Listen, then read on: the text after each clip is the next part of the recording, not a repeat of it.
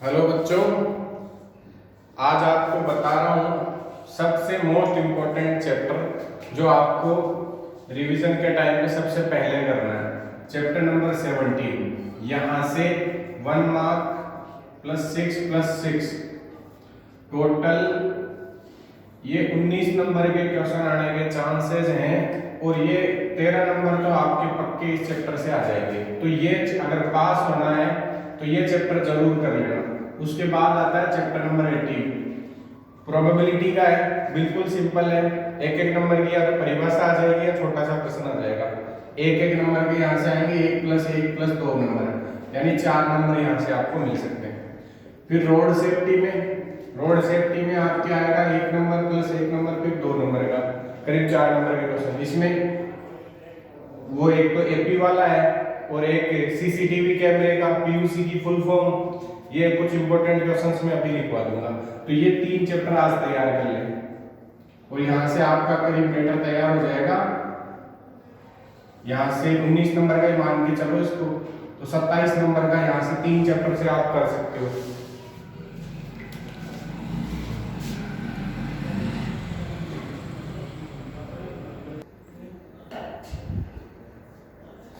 Chapter number 17, 17वें chapter में सबसे पहले तो आप ये करो, 1 नंबर में ये क्वेश्चन आ सकता है केंद्रीय प्रवृत्ति के माप इनमें से कौन से नहीं है। समांतर माध्य, गुणोत्तर माध्य, हरात्मक माध्य, माध्यक, बहुलक, ये स्थिति से संबंधित होते हैं, ये गणितीय माध्य होते हैं। तो यहाँ पे ये आ सकता है कि इनमें से कौन सा नहीं है। पांचों के खाली नाम याद रखने हैं आपको, 1 नंबर में आ सकता है। इसके बाद में चले तो 1 नंबर में ये एग्जाम्पल अच्छे से कर लेना, 1-1 मिनट के एग्जाम्पल है, ये आसानी से आप कर सकते हो। उदाहरण 1, 2, 3। यहाँ 17.1 में आ जाओ, 17.1 में तीसरा, फिर 7 से लेके 10 तक के ये ऐसे क्वेश्चन हैं जो आपको 1 नंबर में पूछे जा सकते हैं। फिर उसके बाद में आ जाइए आप 17.2 में। 17.2 में प्रश्न संख्या 7 और 8 ये कर लें। एक यहाँ से 7 और 8 में से आने के पूरे चांस हैं। फिर 17.3 में समांतर माध्य की प्रैक्टिस करनी है आपको, तो इसके लिए ये 5वां और 6ठा क्वेश्चन कर लो 17.3 का। वैसे कोई सा भी कर सकते हो। यहाँ से समांतर माध्य में आपको पग विचलन और कल्पित माध्य दोनों, ये कल्पित माध्य लिखा हुआ है, ये दोनों आपको आने चाहिए। एक पग विचलन का क्वेश्चन आएगा, एक कल्पित का आएगा। यहाँ पे ये पेज नंबर कुछ अलग हो सकता है। ये 17.4 से पहले उदाहरण 3 और उदाहरण 4, और फिर 17.4 के अंदर आप प्रैक्टिस के लिए पहला क्वेश्चन कर लो, 5वां कर लो, 6ठा कर लो। ये 5वां और 6ठा क्वेश्चन, 5वें में तो क्या है, कल्पित माध्य आपको मान के करना है 25। 6ठे में ये जो वर्ग अंतराल है ये सतत नहीं है, इसको सतत बनाने के लिए आपको बता रखा है, उस हिसाब से बनाना है इसको। तो ये 3 क्वेश्चन प्रैक्टिस के लिए कर लो, पहला, 5वां और 6ठा। इनको पग विचलन से और कल्पित विधि से दोनों से करना है। उसके बाद में माध्यक का सवाल 1 नंबर का यहाँ से पूछा जा सकता है आपको। माध्यक के पहले के ये 1-1 नंबर के ये उदाहरण है, पहला, दूसरा, तीसरा तीनों कर लेना। 17.6 के अंदर पहला, दूसरा, चौथा इनकी प्रैक्टिस कर लेना, ये 1 नंबर में आपके आ सकता है। उसके बाद में माध्यक का क्वेश्चन जरूर आएगा, यानी इसमें आपके 3 क्वेश्चन आएंगे। 2 तो पहले मैंने बता दिए, पग विचलन और कल्पित से, और 1 आएगा ये माध्यक का। तो ये सूत्र याद करना है आपको। और फिर उसके बाद 17.7 में से पहला और तीसरा, इन 2 सवालों की आपको अच्छे से प्रैक्टिस करनी है। और सवाल नहीं आते हैं तो इधर ये उदाहरण लिखा हुआ है, उदाहरण 1 है ये। 17.7 के पहले का उदाहरण समझ के ये 2 क्वेश्चन प्रैक्टिस करें। बहुलक आपके कोर्स से हट गया है। इसके अलावा 1 नंबर में आपको विविध प्रश्नावली में जो छोटे छोटे प्रश्न हैं, ये दूसरा, तीसरा, 2 से लेकर के ये 7 तक के, ये सारे एक नंबर के, इनकी प्रैक्टिस कर सकते हो आप। और ये 16वां और 14वां, इनकी 16वां और 14वां पग विचलन और कल्पित से माध्य की प्रैक्टिस कर लो और माध्यक निकाल लो इसका। ये हो गया आपका चैप्टर नंबर 17।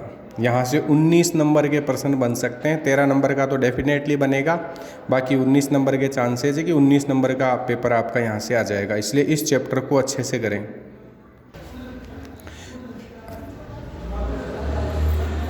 अब प्रायिकता में आपको क्या करना है, प्रायिकता में एक एक नंबर के प्रश्न आएंगे और एक 2 नंबर का आएगा। तो आपको ये जो परिभाषाएं लिखी हुई है, ये परिभाषाएं एक बार पढ़ लेना। इसमें ये सरल घटना क्या होती है और आश्रित घटना क्या होती है, उसके बाद में ये कुछ परिभाषाएं दे रखी। हाँ, यहाँ पे निश्चित घटना किसे कहते हैं जिसकी प्रायिकता 1 होती है, असंभव घटना किसे कहते हैं जिसकी प्रायिकता 0 होती है। ये याद रखना। अब ये बुक के पेज नहीं है, इंग्लिश मीडियम की बुक में बता देता हूँ मैं। इसमें ये परिभाषाएं हो गई आपकी। उसके बाद में थोड़ा हिंदी मीडियम वाले बच्चों को दिक्कत आएगी, इस बुक में पेज नहीं है पीछे।